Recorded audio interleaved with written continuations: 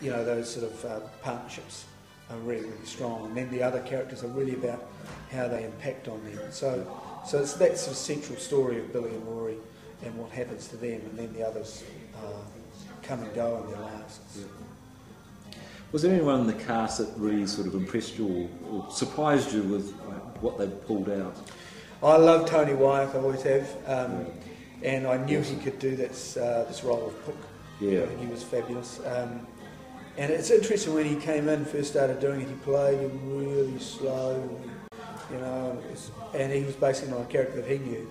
And so we worked a whole lot of stuff, and then in the end he found this thing which really was sparky, and his voice came out, and his physicality. Yeah. Working with Malcolm Murray, I think, and Phil Brewer are just joys to work with. You know, you give those guys a part, and you know you're not going to have to kind of drag it out of them. Yeah. They are just so switched on, they can grab it, make it their own really quick. Really great. Was there anything special about the set, costumes or lighting that's worth mentioning? The fact that you had a little small revolve, I think, worked really well with the character of the play. Yeah, we wanted to use that whole idea of, in the play there's these separate worlds, and each one sort of impacts on the other, and so we wanted to have this idea that time was continually going while these events were happening. Events outside of the world of the play are still happening, so we used the revolve to kind of replicate that to a certain extent.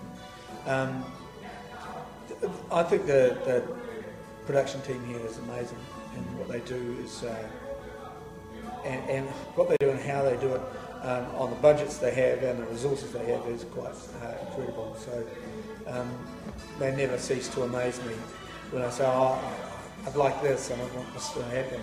There's a real sense of camaraderie, and people go, "Right, let's make that work. Let's make it happen." Yeah. That's great. Tell us a little bit about the dark room. How did it come about, and where do you see it going? Lots of people.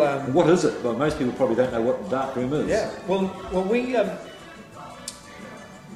You know, we've only had one main stage at Centrepoint, so it's a small auditorium, but it's still our main stage, and we wanted to devise another space that we could do fringe or risk theatre that was for people who had a bit more of an adventurous kind of side. And we wanted to do it sort of late night, and we had a bit of a plan. However, interestingly enough, that I get credited with the dark room, but it actually wasn't my idea in the first place. It was all the production team.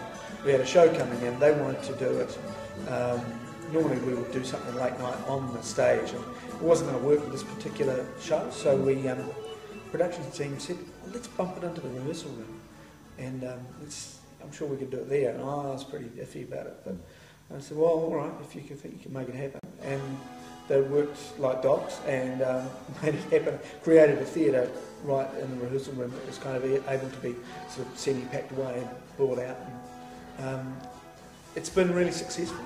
The amazing thing about the dark room is that it's reached its target audience. It's really been effective in that.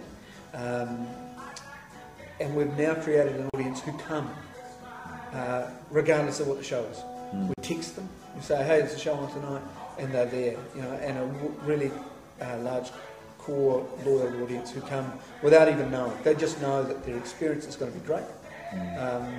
They normally come in, it happens at 10:30, they have a few drinks before the show in the foyer, they go and see the show. It's normally kind of, well, the thing is they don't know what they're going to get. They come in, they have a great time, they have a few more drinks afterwards, and then they go out into town, and then they tell everybody about it. And so that's really snowballing, which is awesome. It's good for the actors as well. I mean, to know that there's that facility available. I mean, how do they get in contact with the theatre? You know, how do they book it? Yeah, well, it was interesting because we didn't want the darkroom to be associated publicly with Centrepoint. Whereas we wanted to keep those initially separate, because a lot of our research said that a lot of younger people, younger sort of, not necessarily in chronological age, but biologically, sort of said, no, I don't want to go to Centrepoint, that's where my nana goes. So we wanted to create something that was totally different. So we called it the dark room, you enter in a different way, you do all that sort of stuff. But you still do contact us here at the theatre. Just on our website, www.sandpoint.co.nz. There's been some good examples of crossovers where people have come to Darkroom for the first time and then got hooked in theatre. And there's one guy, a great story about one guy, his name is Sean, and he got, he was a sporty guy and he'd never been to a show ever. And some friends of his said, oh, why don't you come along to the Darkroom? You know, just before we go out, we're all going, why don't you come? So he went, oh, okay, I'll come along. And he laughed himself silly. He had a great time. And then he came and saw a main bill show. And then he started coming to both. And then he started, we run some adult acting classes called The Loft. So he enrolled for that. And then he loved that so much, he started doing a full-time course. And now he wants to be an actor. So. Awesome. Yeah, it's great. Right, good success story. Well, thanks, Simon. You've really done a lot for Centrepoint in a short time here. We know it's not the end. You're going to see a lot more of you going forward in lots of different roles. So thank you very much. You're welcome.